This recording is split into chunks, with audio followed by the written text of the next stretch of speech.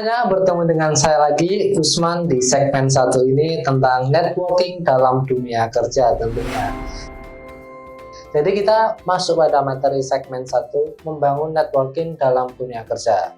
Nah, sebelum lebih jauh kita membahas tentang networking, membangun relasi jejaring dalam sebuah profesional dunia kerja, saya ingin mengajak teman-teman semua yang terlebih dahulu, bagaimana sih perjalanan hidup teman-teman dari teman-teman bersosialisasi dari kecil hingga sekarang, memasuki sekolah dari SD sampai dengan membangun jejaring karir, tentunya kan banyak menemui orang-orang baru nih di setiap hidupnya. Orang baru itu akan pergi dan datang, jadi bisa dikatakan people come and go. Nah, pertemuan ini kemudian kan biasanya melahirkan sebuah relasi satu dengan yang lainnya.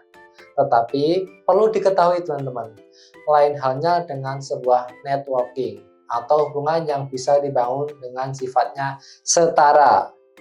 Misalnya nih, kamu memiliki hubungan dengan rekan kerja atau mitra bisnis. Bisa juga hubungan yang bersifat vertikal. Nah, tentunya dari teman-teman di sini siapa yang mungkin sudah bekerja, angkat tangan. Atau yang mungkin setidaknya kalau belum bekerja, ikut organisasi lah. Coba angkat tangan. Jadi kalau teman-teman ketahui, ketika teman-teman melihat struktural sebuah perusahaan atau organisasi, tentunya kan ada yang namanya level jabatan setiap struktural itu. Ada yang namanya mungkin kalau di organisasi ketua, koordinator, anggota. Nah, begitu halnya di sebuah perusahaan, ada yang namanya direktur utama, kemudian jajaran manajer, lebih bawahnya lagi supervisor, lebih bawahnya lagi staff, dan selain halnya sesuai dengan budaya perusahaan teman-temannya. Nah, itu bisa disebut hubungan yang bersifat vertikal, dipengaruhi posisi atau jabatan seseorang. Misalnya tadi hubungan antara atasan dengan bawahan, hubungan antara manajer dengan supervisor, supervisor dengan staff-staff yang operasional. Nah, seperti itu. Oke, sebelum lebih jauh juga, apa sih yang dimaksud dengan networking itu, teman-teman? Networking adalah sebuah cara yang bisa Anda lakukan untuk saling bertukar informasi dan ide dengan beberapa orang yang memiliki profesi atau ketertarikan dalam bidang tertentu. Disesuaikan lagi ya teman-teman, direlevansikan lagi dengan profesi atau keilmuan, disiplin ilmu yang teman-teman miliki. Misal nih, teman-teman di bidang marketing, ya silakan bangun jejaring yang seluas-luasnya bersama rekan-rekan marketing dari luar. Biasanya kan sudah ada platform atau ada yang menyediakan komunitas marketing. Misal teman-teman tempatnya, rumahnya domisilinya Solo Raya, dan lain halnya. Nah, perlu ketahui teman-teman, berdasarkan riset yang dilakukan oleh Zippia kepada pekerja di Amerika, bahwa 70% karyawan teman-teman menerima pekerjaan mereka saat ini melalui yang namanya koneksi atau networking. Nah, bukan tentang orang dalam tapi privilege, bagaimana kita membangun karir di awal, kita effort untuk membangun networking tadi, sehingga ketika kita masuk dalam dunia profesional yang lebih tinggi lagi jenjangnya, nah kita bisa memanfaatkan relasi atau networking itu tadi.